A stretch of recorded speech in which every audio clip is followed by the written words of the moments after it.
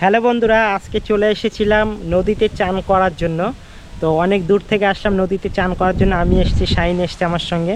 তো নদীর জলে এসে দেখছি যা অবস্থা, মনে তো হয় না যে নামা যাবে, চান করা যাবে। দেখো কি অবস্থা, একবারে নদীর জল পুরো কালা, একবারে কালা হয়ে আছে জল। এই জলে নামলে আমরাও কালা হয়ে যাব। আর এর মধ্যে আবার বিয়ে বাড়িতে যাব, তো আমার আবার কালা হওয়ার কোনো ইচ্ছা নেই। তোমাদের যদি কারো কালা হওয়ার ইচ্ছা থাকে তাহলে এই নদীর জলে এসে চুপ দাও, চোবো 3-4 বার, কালা হয়ে যাবা। তো যাই হোক, আমি আর চান টান করতে পারলাম না এই নদীর জলে। এখন অন্য ব্যবস্থা করতে হবে চান করার জন্য। তো এই দেখো ব্রিজের উপরটা দেখো, খুব সুন্দর লাগছে। আগে এইরকম ছিল না, এখন খুব সুন্দর করেছে উপরটা।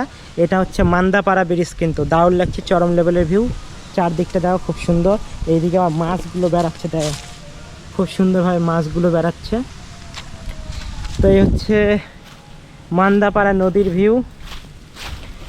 তো দুঃখিত, চান করতে এসেছিলাম, আর চান করা যাবে না এই কালা জলে। তো এখন বেরিয়ে যাচ্ছি, বেরিয়ে এখন দেখি অন্য জায়গায় কোথায় চান করা যায়, মার্শালে বা অন্য অন্য কোনো জায়গায়। তো খুব সুন্দর লাগছে এখানকার ভিউটা, গ্রামের ভিউ। দেখো মান্দাপাড়া নদীতে আছি এখন, নদীর ধারে। উপরটা ব্রিজ, হাট বসে, প্রতিদিনে হাট বসে বিকালের দিকে করে। খুব সুন্দর লাগছে ভিউটা। তো এখান থেকে কে কে আমার ভিডিও দেখো অবশ্যই কমেন্টে জানিয়ে দিও বন্ধুরা। দেখতে চাই যে এখান থেকে কে কে ভিডিও দেখে। তো আজান পড়ে গেল, টাটা বাই বাই।